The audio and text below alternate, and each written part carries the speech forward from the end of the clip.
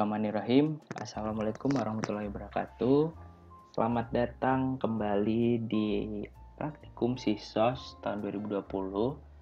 Hari ini kita masuk ke pertemuan yang ketiga ya teman-teman. Yang pertama kita bakal ketemu acara 5 dulu, yaitu kita bahas tentang uji tanda. Oke, untuk penjelasan uji tanda, saya rasa udah dijelasin di teori yang ada di kelas oleh Bapak Ibu dosen. Jadi kita langsung masuk ke prakteknya aja di aplikasi SPSS. Oke, sebelumnya kita buka dulu panduan praktikum yang PDF halaman 12. Itu ada uji tanda dan contoh kasusnya. Langsung kita coba eksekusi aja teman-teman. Jadi ini contoh kasus yang tentang Bovine Dairy Association mensponsori suatu seri iklan TV dengan masa putar 30 detik untuk mempromosikan konsumsi susu. 18 toko diminta untuk mencatat jumlah penjualan susu sebelum dilakukan reklame tersebut.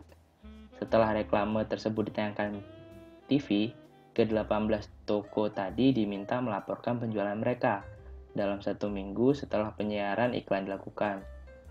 Data yang diperoleh adalah sebagai berikut. Ini ada datanya teman-teman, di tabel ini bisa dilihat.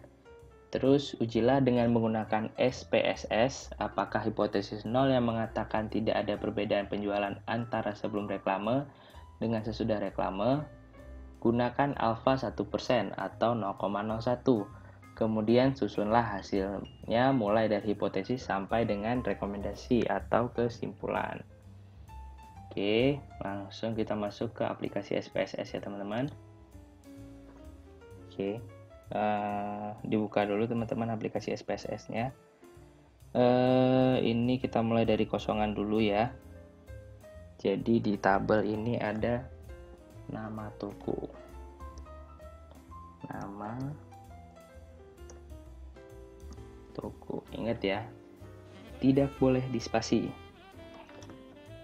Sebelum reklame, sesudah reklame. Oke, karena toko kan tadi ini namanya kan A, B, C, D, E sampai R tuh. Bukan angka-angka, bukan toko 1 di toko 2, toko 3 seterusnya. Jadi kita pakai variable type-nya string. Supaya nanti kita nggak ribet, langsung kita tulis saja A, B, C, D, nggak perlu pakai value-value lagi. Desimalnya kita nolin semua. Terus ini untuk yang nama toko, measure-nya nominal. Untuk yang sebelum dan sesudah, measure-nya ordinal. Langsung kita masuk ke data view. Nah, ini tadi aku udah, bentar, ini masih belum nol desimalnya. Jadi aku udah ngopi datanya duluan, jadi tinggal kopas. Teman-teman bisa disamain aja nanti ngisi datanya.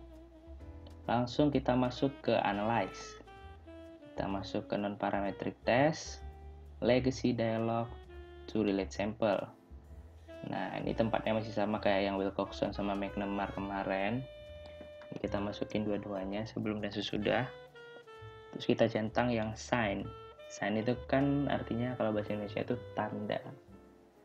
Optionnya kita centang deskriptif. Oke. Langsung kita pencet oke. Nah, ini dia hasilnya teman-teman, outputnya. Bisa dilihat sendiri ya. Ini ada deskriptif statistiknya seperti biasa.